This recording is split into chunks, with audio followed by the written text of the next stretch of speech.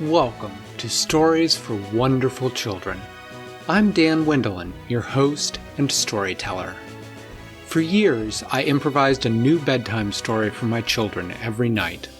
Now, we would like to share the recordings of the best of those stories with you. I hope you enjoy my Stories for Wonderful Children.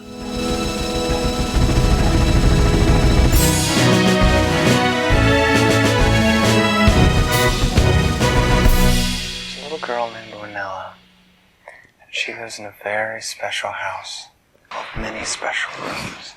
One day, Winella woke up in her pink and blue room, and she stared at the ceiling. It was a Saturday, so she did not have to get up, and it was a Saturday on which she had nothing planned. She had not heard anything about any frost fairies in quite some time. She had not received any requests for help from Flipperty Gibbet or from the Chocolate Bat. She looked out the window. It was a beautiful spring morning with flowers budding on the trees. She was laying in bed thinking, I am terribly afraid that I am going to be bored. You know what? You know why I don't like spring? Why? Here's a line from a song I made up. Actually, this is the whole song is, it is spring and the bees are falling, spring and the bees are falling, spring and the bees are falling. Oh, I hate bees. I don't like bees. Only thing I like about bees is that they pollinate flowers. That's good. It's because there are a lot of bees. I hate you know bees. what? Bees will not bother you unless you bother them. Really, the only thing that will bother you, and if you're not bothering it, is a yellow jacket. What? Yellow jackets. Yellow jackets will sting you just for the fun of it, but bees will leave you alone unless you step on them. Yellow jackets? Mm-hmm. What are yellow jackets? How can I recognize one? I'll show you one next time I see one. See one? They live in holes in the ground, for starters. Of course, we'll never be able to tell if a worm dug one or a bee dug one. Well, if you see, bees don't dig holes. Bees live in hives. Yellow jackets live in holes. So if you see something flying in and out of a hole, that's a yellow jacket. In any case, Winella was lying in her bed, pondering what she could do that day to keep from being bored. She thought about going over to her friend Tracy's house. And then she remembered that Tracy was gone on spring break to visit her grandma in Texas, so she could not play with Tracy.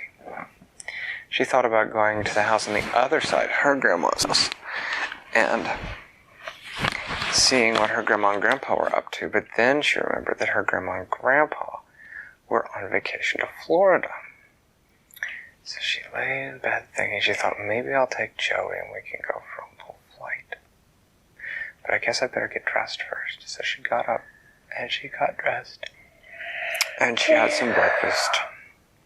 Her breakfast was milk and eggs and bacon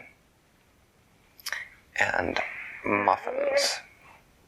And she had finished up her breakfast and decided that she would go downstairs and see May Sara Figment. She had not seen May Sara Figment in some time because she'd been so busy with other things, but she thought that since today was a quiet sort of day, perhaps she'd go visit her and see how she was. So she went down into the basement, and she knocked on May Sara Figment's door, and she heard a sort of snorting, scrabbling kind of noise. And so she opened the door and went in, and she was rather surprised to see that the dragon that was in the room was smaller than May Sara Figment, and it was not purple. It was green. And Winella said, "Who are you?" Eat me. And the dragon looked at her, and it said, "I'm Trisella. I am May Sara Figment's substitute. She's sick today." And Winella said, "Substitute? Dragons don't have substitutes. Teachers have substitutes, but dragons don't have substitutes. Well, this one does. And she said, well, shows how much you know about dragons. Of course we have substitutes.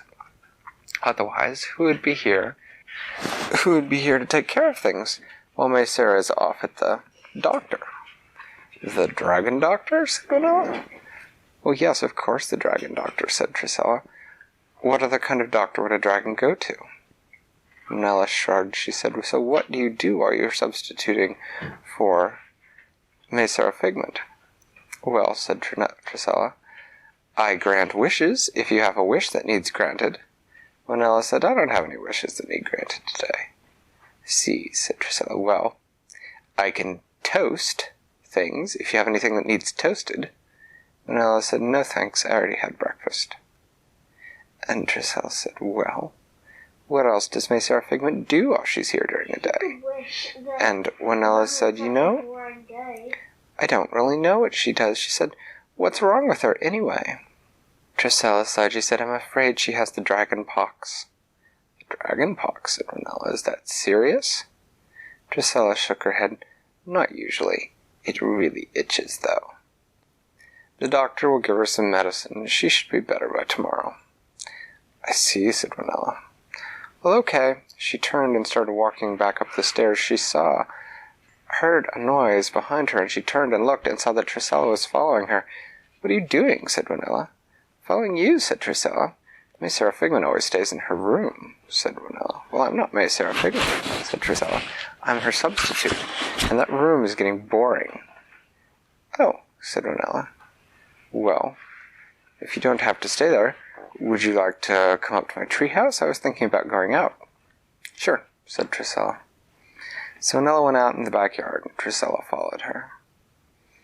Winella got on her swing and swung back and forth, and she was getting ready to press the button for the first time when Trisella said, what are you doing? I thought we were going up in your treehouse. And Winella said, well, that's how I get up there. And Trisella said, oh, is that all?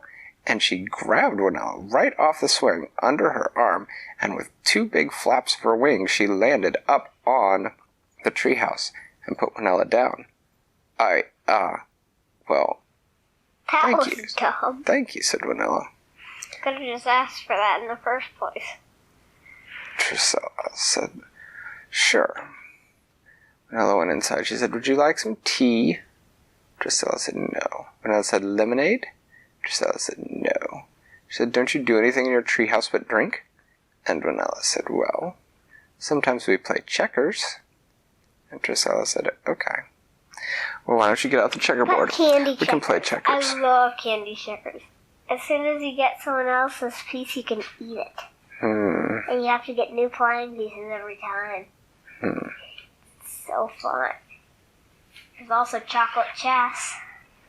Well, now we'll learn that in Candyland. Well, that's what they did. They played candy checkers. Trisella got the Oreo cookie pieces, and Winella got the tag-along pieces.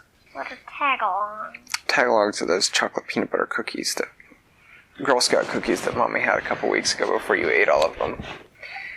Anyway, they played, and Winella won, which was good because she really liked Oreos. And as she ate Trisella's last Oreo, Trisella said, okay, well, that was fun. She said, I'm tired now. I'm going to take a nap. And she flew down from the treehouse and went back into the house. Whoever wins gets to eat all their pieces, plus the other teams. Well, Winella decided that she was going to climb down. How'd you play that game? It's just like normal, except when a piece is out, then the person who made it out gets to eat it. We can show you how to play checkers sometime soon if you remind us during the day. I want to learn too. Okay. Well, Winella went down into the yard, and she looked around. She thought that perhaps she would try picking some flowers. Of course, it was early spring, so the only flowers that were in bloom were the dandelions. So she looked around for a dandelion. She saw there was only one that was in bloom. There weren't any of them that had become white puffballs yet. There was just one It was yellow. She walked over to it, and she tried to pick it. But the dandelion didn't pick. It was too tough for her. She thought, this is very strange. Dandelions are very fragile. They always just pick right off.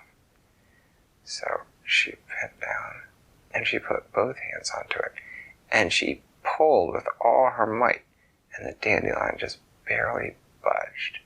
And she thought, fine, I'm going to dig it out.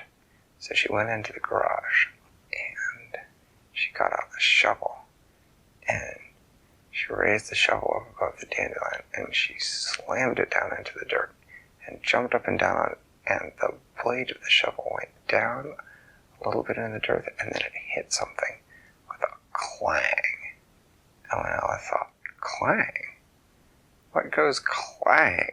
There's no part of a dandelion that should go clang. So she kind of scooped some of the dirt away, and she could see that there was something metal underneath the dandelion, and the dandelion seemed to be attached to it. Said Winella.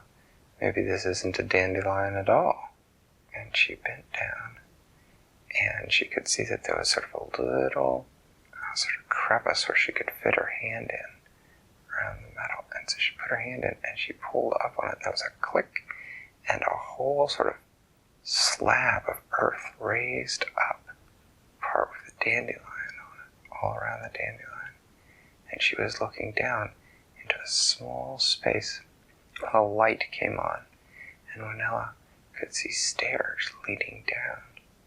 She looked around, she thought, She climbed down the stairs, and she found herself in a room about the size of her bedroom.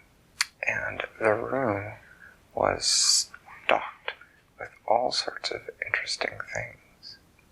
And one of the things that it was stocked with was a periscope.